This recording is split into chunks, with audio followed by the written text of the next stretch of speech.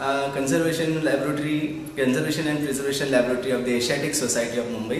इसमें सब लोगों का आपका स्वागत करता हूं। और आप यहाँ देख सकते हैं कि जो एशियाटिक सोसाइटी के जो रेयर कलेक्शन है, बुक्स है, जो डेली लोग मेंबर्स यूज़ करते हैं, उनको किस तरह से प्रिजर्व किया जाता है, किस तरह से रख रखाव उसका होता है, और अगर वो ख़राब होते हैं या फिर उनको प्रिजर्व करना है तो किस तरह से प्रिजर्व किया जाता है, प्रिजर्वेशन की प्रोसेस क्या है, कंजर्वेशन एंड प्रिजर्वेशन में किस तरह से काम किया जाता है। तो यह है एक लैबोरेटरी है, ये जो आप लैबोरेटरी देख रहे हैं sir Dorabji Tata conservation laboratory, उन्होंने हमें सपोर्ट किया था 1991 में। उनके पैसों से ये लैबोरेटरी इस्टेब्लिश की गई थी। तो 1991 से यहाँ पर एशियाटिक सोसाइटी में बुक्स कंजर्वेशन का काम चल रहा है। तो मैं आपको बताऊंगा कि जो लाइब्रेरी में बुक्स होते हैं, जो पुराने बुक्स है एकदम, तो आप देख सकते हैं कि मेंबर्स लोग ने यूज़ करने के बाद और उसका बाइंडिंग लूज होता है या फिर उसके पेजेस खराब हो जाते हैं। आप देख सकते हैं कि ये भी वो एक रेयर बुक है, जैसे इंडियन कास्ट वॉल्यूम 1 है, और इसे भी कभी रिपेयर किया गया था। तो जिस तरह से इसे रिपेयर करने में जो मटेरियल दैट टाइम यूज़ किया गया, ये भी नियर अबाउट 40-50 ईयर्स के पहले यूज़ किया गया मटेरियल है। तो कंजर्वेशन मटेरियल क्या होता है, किस तरह से उसे, कौन सा मटेरियल अच्छा है, एसिडिक कंटेंट्स नहीं होना चाहिए उसमें, तो ये सब बातें आपको बताई जाएगी।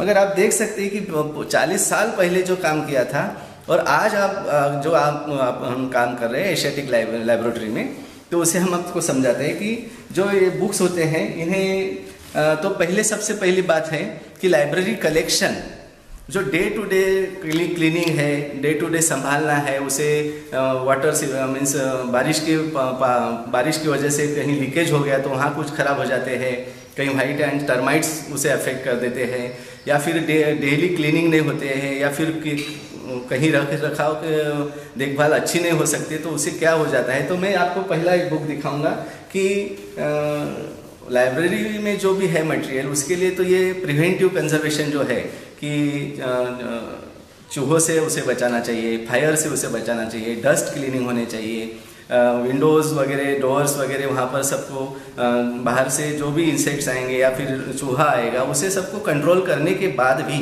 अपना डेली कलेक्शन संभालने के बाद भी अगर बुक्स खराब होते हैं तो उसका एक कारण है कि जब भी पेपर कंजर्वेशन का समय क्यों आता है कि पेपर में जब मैन्युफैक्चरिंग किया जाता है पेजेस, तभी उसमें एक एसिडिक कंटेंट होता है जो पेपर बनाते समय उसको ब्लीचिंग करने के लिए एलम यूज़ किया जाता है, क्लोरीन यूज़ किया जाता है।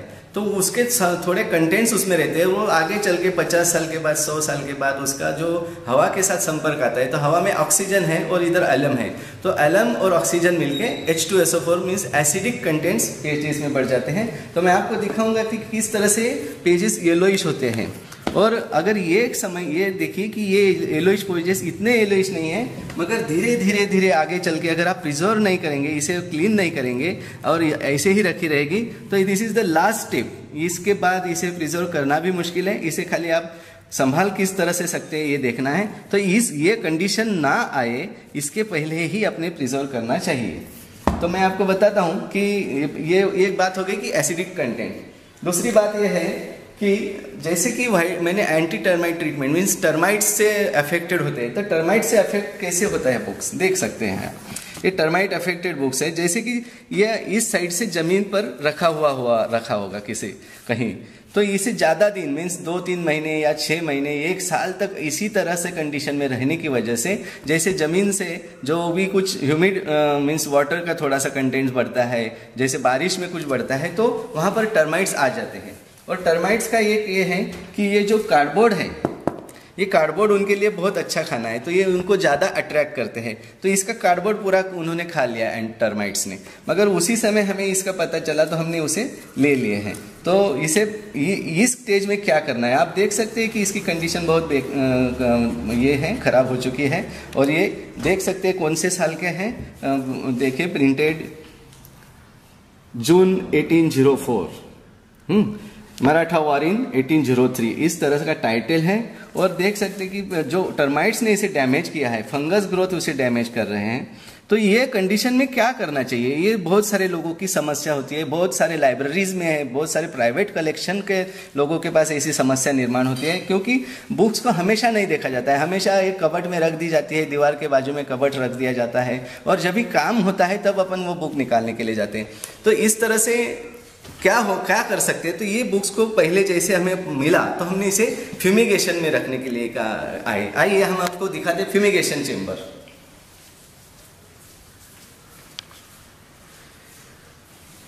ये फ्यूमिगेशन चेम्बर है। ये फ्यूमिगेशन चेम्बर का मतलब है कि इसे ये बुक को इसमें रखना है और एक एयर टाइट चेम्बर है। मगर जो आपको नीचे जो प्लेट्स दिखाई दे रही, लाइट दिखाई दे रहा है, ये यहाँ पर थाइमोल करके केमिकल रखा जाता है, जो इवेपोरेट होने के बाद एक से पॉइजन सब्सटेंस, जो मैं ये बुक आपको दिखाऊंगा कि किस तरह से रखेंगे फ्यूमिगेशन के लिए। आप देख सकते हैं इस तरह से यहाँ पर ये बुक यहाँ पर रखा जाएगा, जो कि अफेक्टेड है इसे इस तरह से रख देंगे, इस तरह से ये, और इसे बंद कर दिया जाएगा ये चेम्बर को, जो कि नीचे थाइमोल है, जो आपको पेट्री डिश ग्लास प्लेट है, ग्लास प्लेट के नीचे एक बल्ब लगाया गया है जिसे 35-40 डिग्री तक टेम्परेचर को उसे थाइमोल को मेल्ट करना है। जब वो थाइमोल मेल्ट हो जाएगा, उसमें से जो वेपर्स जो एवापोरेशन उसका होगा, तो वो जो चेम्बर में ऑक्सीजन की मात्रा है, that oxygen content is 0 now. जो थाइमोल है वो ऑक्सीजन पूरा लेस कर देंगे, और जो टर्माइट्स होंगे, जो भी इंसेक्ट्स होंगे बुक्स में जो अफेक्टेड है, उसे पूरा जो भी इंसेक्ट होंगे वो डेड हो जाएंगे। तो इसीलिए ये जो प्रोसेस है ये 3 दिन से लेके 8 दिन तक रखा जाता है, क्योंकि 3 दिन में उसमें जो भी लाइव जो है इंसेक्ट्स वो मर जाते हैं। मगर क्या होता है कि 3 दिन के बाद अगर उसे निकाल लिया जाए तो उसमें अगर उसके एग्स होंगे, कॉकरोच के एग्स होते हैं, तो वो 3 दिन में मरते नहीं हैं, उसको फिर ज़्यादा दिन के लिए रखा जाता है। तो ये एक एग्जामिनेशन होता है, पहले रखने से पहले हम उसे एग्जामिनेशन देते हैं कि इसे क्या करना है, इंसेक्ट्स फ्री करने के लिए, फ्यूमिगेशन होने के बाद क्लीन करेंगे, किस तरह से करेंगे, ये सब हमारी आपको अभी बताने के लिए इतना ये कम समय में सब बताना है। तो ये फ्यूमिगेशन इसलिए किया जाता है। तो इसके बाद क्या किया जाता है, अगर ये तो क्लीन कर लिया अपन ने, आगे क्या करेंगे, तो आगे क्या करते हैं हम आपको बताते हैं।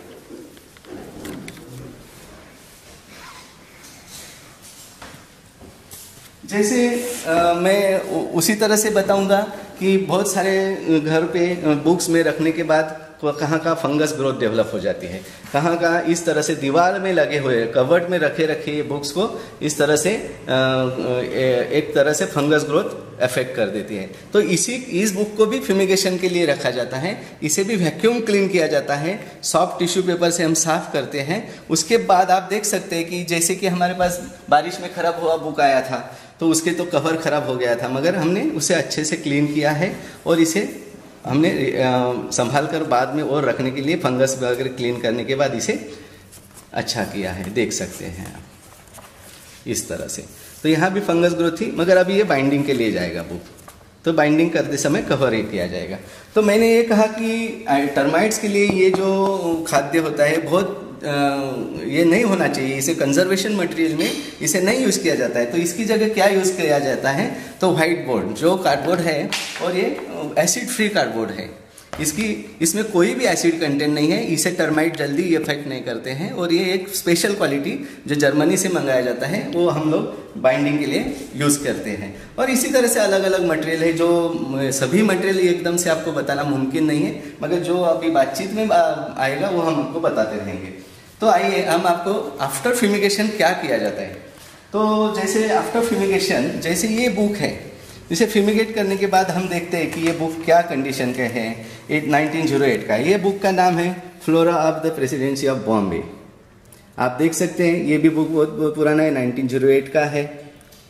इसके पहले एक बुक बताया जो आपने देखा होगा, इसका भी कंडीशन ये है, ये भी बहुत पुराना बुक है। ये देखिए किस तरह से पहले प्रिजर्व करने के बाद उसकी कंडीशन है, मगर इसे भी हम संभालेंगे। ये भी बहुत पुरानी बुक है, रेयर बुक है। तो इस तरह से होने के बाद ये फ्यूमिगेशन के बाद हम लोग इसे पेजेस चेक करेंगे कि इसमें कितने पेजेस है, कहीं मिसिंग है, कितने मैप्स वगैरह है, कलर प्लेट्स है। ये सब चेक करने के बाद हम देखते हैं कि इसे क्या एग्जामिनेशन के बाद उसका रिकॉर्ड किया जाता है कि अभी ये एक एग्जाम्पल के तौर पे मैं बताऊंगा कि इसमें पेजेस है नियर अबाउट 1077 पेजेस है इसमें। तो हम रिकॉर्ड करेंगे कि इसका टाइटल ये है, इसमें पेजेस इतने हैं वगैरह वगैरह। अगर फिर इसके बाद क्या करना है तो इस बुक को अनबाउंड करते हैं, पूरे बुक को अनबाउंड किया जाता है, पेजेस सेपरेट कर दिए जाते हैं। तो ये इसलिए कि जैसे मैंने कहा कि एसिड कंटेंट बढ़ा है तो उसे निकालने के लिए डी एसिडिफिकेशन एक प्रोसेस है। तो डी एसिडिफिकेशन प्रोसेस क्या होता है मैं आपको बताऊं। Deacidification means the acidic contents remove from the pages. So जो एसिड कंटेंट है वो रिमूव करने के लिए क्या प्रोसेस है, तो अल्कलाइन सॉल्यूशन में से वो पेजेस पास करने हैं। तो अल्कलाइन सॉल्यूशन बनाना होता है जो calcium hydroxide, magnesium bicarbonate different percentage पे होते हैं। 0.15% आज हम बताएंगे आपको कैल्शियम हाइड्रोक्साइड सॉल्यूशन बनाया है। उस जैसे मैंने आपको बताया कि बुक अनबाइंड करने के बाद उसे हम लोग उसके पहले भी इंक टेस्ट किया जाता है, पीएच टेस्ट किया जाता है। तो ये सारी छोटी छोटी सब टेस्टिंग करने के बाद उसे वाटर सोल्यूबल है इंक या नहीं है, उसे सुटेबल है ये प्रोसेस, ये सब चीज़ें हम लोग रिकॉर्ड करते हैं एग्जामिनेशन के टाइम में। फिर उसके बाद डिसाइड करते हैं कि इसे ड्राई डी एसिडिफिकेशन करना है या वेट डी एसिडिफिकेशन। तो ये जो प्रिंटेड बुक्स है mostly 99% printed books ink is not soluble in the water. So ये प्रोसेस को कहेंगे वेट डी एसिडिफिकेशन प्रोसेस। तो पहली बार हमने जो पेजेस अनबाउंड किए, बुक को अनबाउंड किए, उसके सब पेजेस इसमें रखे हैं। तो ये 15 मिनट के लिए पानी में रखते हैं। पानी एक नेचुरल सोर्स ऐसा है कि उसमें जो भी रखा जाएगा क्लीन होता है, डस्ट क्लीन हो जाएगी, सरफेस क्लीन हो जाएगा, उसे न्यूट्रलाइज किया जाता है पानी में। मगर ये इतना काफ़ी नहीं है कि इसमें डी एसिडिफिकेशन प्रोसेस कंप्लीट हो गई। इसे निकाल के यही बैच को हम अपने alkaline solution, pH alkaline solution में हम डालते हैं और यहाँ पर भी 15 मिनट के लिए रखते हैं। तो ये जो अल्कलाइन सॉल्यूशन है, ये इस अल्कलाइन सॉल्यूशन पेपर पे रिएक्ट होता है, पेजेस के फाइबर्स पे रिएक्ट होता है और फाइबर्स तक पहुँचने के बाद वो इसमें से एसिड कंटेंट रिमूव करते हैं और ये पेजेस अल्कलाइन होते हैं और ये फिर बाद में लंबे समय के लिए अच्छे हो जाते हैं। मीन्स एसिडिक कंटेंट निकल गए तो पेजेस अल्कलाइन हुए और वो अच्छी तरह से अपन यहाँ से ये वाटर में से निकाल के अल्कलाइन सॉल्यूशन में रखा है। तो मैं बार बार कह रहा हूँ alkaline solution, acidic content, alkaline solution, acidic content, D acidification, ये सब चीज़ क्या है। तो ये पीएच पे गिना जाता है कि ये सॉल्यूशन का पीएच क्या है। तो ये अल्कलाइन सॉल्यूशन का पीएच जो होता है इस 7 से लेके आगे तक होता है। तो आप देख सकते हैं कि इसको डीप करने के बाद इसे जो अल्कलाइन है वो आपको येलो ये पीएच पेपर है वो ब्लू का साइड में हो गया। तो ये 9 तक का अल्कलाइन सॉल्यूशन, हमने 9 रीडिंग तक का अल्कलाइन सॉल्यूशन है, उसमें ये पेपर्स रखे हुए हैं। तो आपने स्कूल में भी देखा होगा, बहुत सारे सब लोग जो केमिस्ट्री जानते हैं उनको तक ये पता होगा कि किस तरह से अल्कलाइन सॉल्यूशन बनता है। तो ये भी यहाँ पर 20 मिनट रखने के बाद ये पेपर यहाँ से निकाल लिए जाते हैं और इस तरह से जो भी अल्कलाइन जितना है वो सब वाटर ड्रेन कर लेते हैं और उसके बाद इसे ड्राई करने के लिए नेचुरल ड्राई करने के लिए अपन एक ट्रे में रखते हैं जो ड्राइंग ट्रे बोलते हैं उसे। तो प्लीज़ मैं आपको बता रहा हूँ। तो इस तरह से ये ड्राइंग ट्रे में रखते हैं। जैसे आपने फ्यूमिगेशन चेंबर देखा, मगर उसमें इलेक्ट्रिक यूज़ किया गया, लाइट यूज़ किया गया, यहाँ पर नेचुरली ड्राई होंगे। और देखिए मैंने कल जो काम किया था डी एसिडिफिकेशन का, वो पेजेस यहाँ पर है।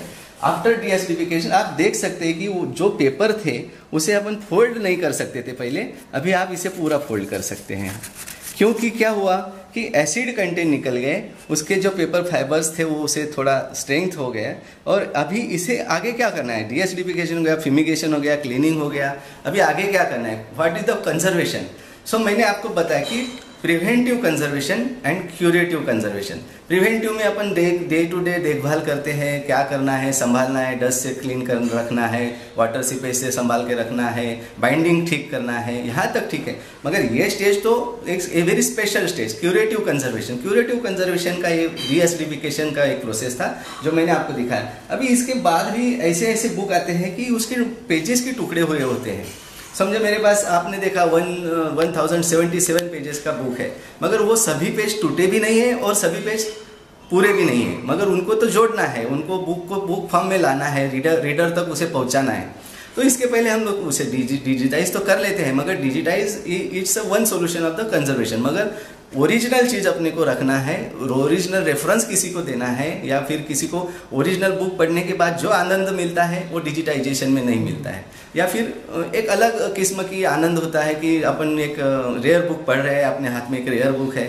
तो हम लोग आगे जाएंगे कि आफ्टर डीएसडिफिकेशन इसे क्या किया जाता है। तो आपको हम बताएंगे कि ये जो टुकड़े हुए हो पेपर होते हैं, या फिर उसे टिश्यू लाइनिंग कहते हैं, टिश्यू पेपर की एक lining, Japanese lens tissue paper इसे लगाया जाता है। तो हमारे पास और हमारे 2 कलीग्स हैं, वो हमारे साथ काम करते हैं। हम उनके पास जाएंगे कि किस तरह से लाइनिंग करते हैं, टिश्यू रिपेयरिंग करते हैं। पुस्तक जतन करण्याचं काम करत असतो। Tissue paper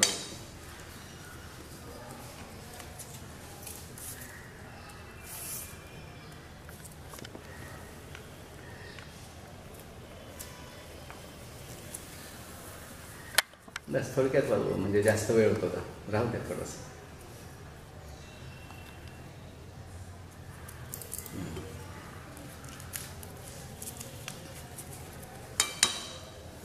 this is the lining process, जहाँ पर बुक्स के टुकड़े नहीं मिले हैं, जहाँ पर वो रामचंद्र जी ने वहाँ पर वो एडिशन किया है कि जो तो टुकड़े बाद में मिल सकते हैं या नहीं मिल सकते, तो इसीलिए उन्होंने बाइंडिंग होने से पहले वो रखा है। और ये टिश्यू पेपर बाद में रखने के बाद वो वापस कार्बोक्सी मिथाइल सेल्यूलोज का सोल्यूशन लगा के उसे कंप्लीट काम कर रहे हैं। फिर उसे वहाँ से उठा के ड्राई करने के लिए एल्यूमिनियम के नेट पर रख देंगे, तो एक दूसरे दिन उसे हम कलेक्ट करेंगे। आप देख सकते हैं पूरी रैक ये वहाँ पर रखी हुई है, जो काम चलता है वो इस तरह से रखते हैं हम लोग।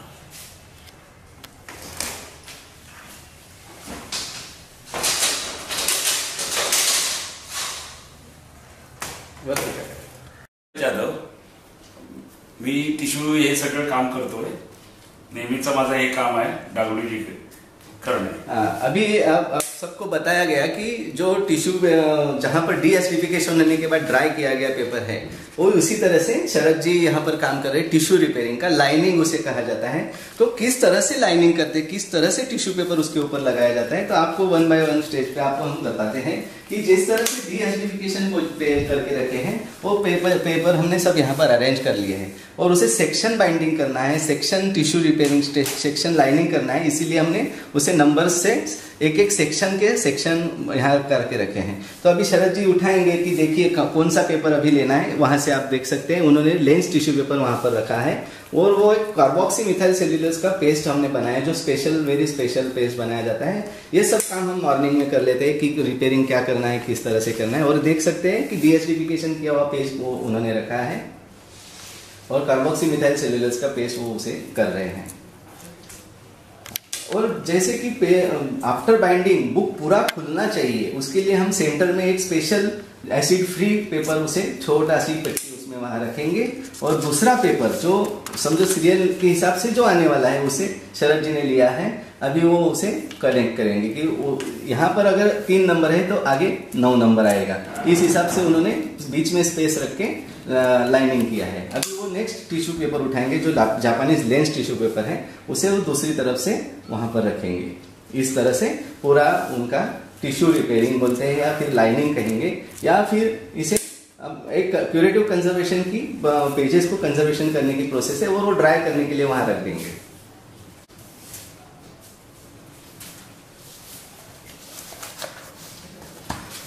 हाँ, तो मैं आपको बताऊंगा कि जैसे शरद जी ने अभी टिश्यू रिपेयरिंग किया और उसे ड्राई करने के लिए एक नेट पे रखा गया है, वो नेट पे रखने के बाद उसे ड्राई होने के बाद क्या कंडीशन होती है, किस तरह से वो ड्राई होते हैं, उसमें क्या फर्क पड़ता है। देख सकते हैं कि ये भी एक रेयर बुक है जो हम लोग कल कर रहे थे, अभी काम उसका चल रहा है। तो फोटोग्राफ्स होने दो या फिर राइटिंग होने दो, आप क्लियरिटी भी देख सकते हो, क्लियरिटी भी होनी चाहिए। और उसे सेंटर में जो पेपर लगाया गया है उसे हम लोग सेक्शन बाइंडिंग करते हैं उस तरह से, इस तरह सॉरी, देखिए कि इस तरह से पूरा सेक्शन हमने काम किया। कोई भी कलर पिक्चर हो, ब्लैक एंड व्हाइट हो, वो सभी हम लोग अच्छे से क्लीन करके टिश्यू रिपेयर करते हैं। तो आप देख सकते हैं कि after tissue repairing curative conservation का जो मेथड है, आप देख सकते हैं टिश्यू पेपर लगाने के बाद भी उसकी क्लियरिटी है। हमने यहाँ टिश्यू पेपर पूरा लगाया है, मगर ये जो फोटो है यहाँ पर नहीं लगाया है, इसे अलग प्रोसेस से प्रिजर्व किया है। आप देख सकते हैं बारीक धागे इसमें दिख रहे हैं, उसने उसे पकड़ के ये क्लियर फोटो प्रिजर्व किया गया है। और मैं आपको बताने के लिए फोल्ड कर रहा हूँ कि after conservation, after lining, tissue repairing, आप देख सकते हैं कि ये पेज को कुछ भी नहीं होगा।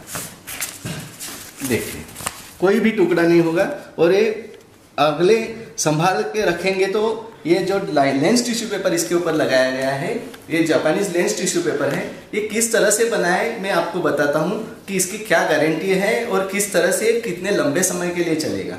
तो आइए मैं आपको इसका मटेरियल भी दिखाता हूँ और टिश्यू पेपर क्या है वो भी समझाता हूँ। हाँ, अब आपने देखा कि लाइनिंग या मैं लेंस टिश्यू पेपर जो वर्ड यूज़ कर रहा हूँ, या फिर मैं बार बार कह रहा हूँ कि जो भी कंजर्वेशन मटेरियल है, जो भी प्रोसेस है, कंजर्वेशन प्रोसेस ये रिवर्सिबल प्रोसेस होती है। आज कोई भी कंजर्वेशन प्रिंसिपल्स यही है कि कोई भी ओरिजिनल चीज़ उसी स्टेज में रहनी चाहिए, उसी तरह से रहनी चाहिए जैसे ओरिजिनल थी। उसे अपने को खाली प्रिजर्व करना है, टोटली उसको चेंज नहीं कर देना है, उसे कुछ उसकी साइज़ नहीं चेंज करना है, ना कटिंग करनी है उसके पेजेस में, या इसके एजेस है वो जो है वो कट नहीं करने हैं, तो उसे ओरिजिनल कंडीशन में प्रिजर्व करना है। और ये प्रोसेस रिवर्सिबल है, जैसे हम लोग टिश्यू पेपर उसे लगाते हैं उसी तरह हम निकाल भी सकते हैं। तो मैं बार बार आपको कह रहा हूँ कि मटेरियल क्या है। लेंस टिश्यू पेपर आप वहाँ पर देखा कि जो नॉर्मल पेपर अपना होता है, जो पेजेस के लिए यूज़ किया जाता है या डेली यूज़ के लिए किया जाता है, उसके पेपर्स के फाइबर्स इतने लंबे नहीं होते। उसे अगर आप उसे अपन तोड़ेंगे या फाड़ेंगे तो वो सीधे फटता है, देखिए। मगर मैं जो लेंस टिश्यू पेपर बोल रहा हूँ ये 9 GSM टिश्यू पेपर है, और इसे अगर मैं फाड़ने जाऊँगा तो आप देख सकते हैं कि किस तरह से उसके फाइबर्स आपको, और वो टेढ़ा इधर उधर फट रहा है। ये क्यों फट रहा है कि जो भी लॉन्ग फाइबर्स से ये चीज़ बनी हुई है, और ये चीज़ बनाते समय जापान में चीज़ बनती है, मगर उसका रॉ मटेरियल इंडिया में होता है। मैं आपको रॉ मटेरियल मेरे पास है, दिखा सकता हूँ कि जो स्टेम होता है, मीन्स इसे हेम्प का स्टेम कहेंगे, अंबाड़ी कहते हैं मराठी में इसे। ये सब लॉन्ग फाइबर्स है, देख सकते हैं एक ही पौधे के कितना लंबा धागा उसके में बनता है। तो ये सब क्लीन करने के बाद, इसे 30 टाइम्स क्लीनिंग करने के बाद जो प्रोसेसिंग है, आफ्टर प्रोसेसिंग इतना सारा काम करने के बाद आपके हाथ में जो लेंस टिश्यू पेपर आता है वो इस तरह से, जिसके मैंने फाइबर्स आपको दिखाया कि क्या लॉन्ग फाइबर्स है। तो ये लॉन्ग फाइबर्स की वजह से वो पेपर अपना प्रिजर्व होता है, वो आगे 100 ईयर के लिए, हमेशा के लिए वो अच्छे से वो बुक संभाल के रखेंगे, पेजेस को पकड़ के रखेंगे, और सॉफ्ट अपन उसे बाइंडिंग कर सकते हैं। जैसे ये भी पेपर मैंने आपको बताया कि सेंटर में जो बाइंडिंग करते समय रखा गया था, तो ये भी G10 पेपर है, इसे भी लॉन्ग फाइबर्स है, ये इजीली नहीं टूटने वाला है, देख सकते हैं। इसे स्टिचिंग करते हैं, ये देखिए, ये बिल्कुल देख सकते हैं आपकी कितने लॉन्ग फाइबर्स है। तो मैं ये कहने की कोशिश कर रहा हूँ कि जो भी मटेरियल है वो लॉन्ग लास्टिंग हो, एसिड फ्री हो, उसमें ज़्यादा जल्दी एसिड कंटेंट्स बढ़ ना पाए, और फिर वो प्रिजर्वेशन एंड कंजर्वेशन की प्रोसेस में आता है। तो इसी तरह से मैं यहाँ तक आया हूँ कि ये जो प्रोसेस है, मटेरियल है, ये मैंने आपको सबको बताया है। इसके बाद क्या होता है, जैसे बाइंडिंग, अभी जैसे सब टिश्यू लाइनिंग होने के बाद जो बुक है वो किस तरह से दिखती है, क्या होता है, तो आप देख सकते हैं कि पूरे सेक्शन, जैसे ये है कम से कम 315 पेजेस, तो ये पूरे पेजेस हमने टिश्यू रिपेयरिंग किए, जैसे लाइनिंग किए। हाँ, तो देख सकते हैं आप।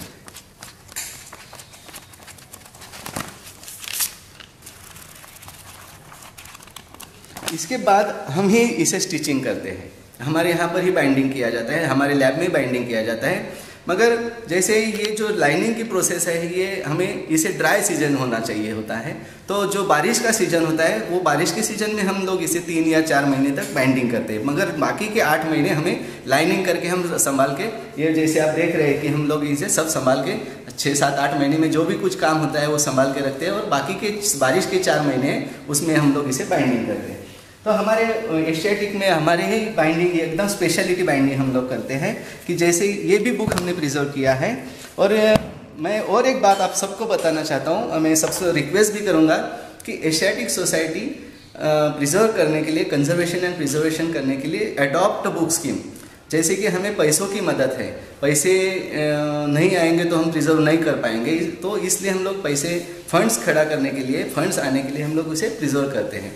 तो हम लोग एडॉप्ट बुक स्कीम के अंडर हमारे पास जो भी लोग डोनर्स है, इंडिविजुअल डोनर्स है, कॉर्पोरेट सेक्टर्स के लोग हैं, तो ये सब प्रोसेस होने के बाद, बाइंडिंग होने के बाद उनके नेम वहाँ पर फर्स्ट फोलियो पे लगाते हैं। जैसे ये हरमेश इंडिया का है, और मैं आपको बताऊंगा कि ये इंडिविजुअल डोनर्स ने उन्होंने लिया है, उनका नाम है मिस परवीज कुपर।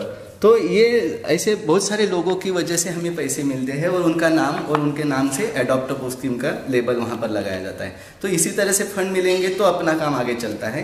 और जैसे दिखाया कि बहुत अलग अलग तरीके से हम लोग प्रिजर्व करते हैं। कलर प्लेट्स भी है, मगर कम समय में सब बताना, सब प्रोसेस समझाना इतना मुमकिन नहीं है करके मैं आपको प्रोसेस किया हुआ बुक में मैंने अभी दिखाया है। इसी तरह से अपने मुंबई के जो एक प्रसिद्ध एक व्यावसायिक है, उनके बारे में भी हमारे एशियाटिक में अपने पास बुक है। अपने एशियाटिक में अलग अलग तरीके से बुक्स प्रिजर्व टाइटल वाले, बॉम्बे के ऊपर के बुक्स है, या तो उनके फोटोग्राफ्स भी है वहाँ पर। आपने देखे हैं कि ये फोटोग्राफ बहुत रेयर है, ये तभी के फोटोग्राफ्स है। तो हम लोग पेजेस के साथ में फोटोग्राफ्स भी रिपेयर करते हैं, उसे क्लीन करते हैं, उसे जो प्रिजर्वेशन मेथड है वो यूज़ करते हैं। आपको पहले भी बताया कि टिश्यू पेपर किस तरह से हम लाइनिंग करते हैं। हाँ, तो ये सब प्रोसेस होने के बाद मैंने बाइंडिंग भी बताया कि हम जो बाइंडिंग करते हैं वो बुक पूरा खुलता है। जैसे पढ़ने वालों को पूरे बुक पढ़ने के लिए, जैसे आप देख सकते हैं कि सेंटर में आपको एक थ्रेड दिखाई देगा। This is very special thread. ये आज 700-800 पेजेस के बुक को हमने पूरा संभाल के बाइंडिंग किया है। तो ये very special cardboard, special cloth, ये सब हमने करने के बाद ये प्रोसेस पूरी कंप्लीट हो चुकी है। और हमें आनंद है कि ये बुक होने के बाद हमारे मेंबर्स है, एशियाटिक के सम्माननीय मेंबर्स है, उनके हाथों में हम जब लोग देखते हैं, पढ़ने के लिए देखते हैं, संभाल के हमने रखी है, कवर्स में शेल्फ पे जाते हैं, तो हमें बहुत आनंद होता है। और यही हमारे काम की पहुँच है। Thank you very much.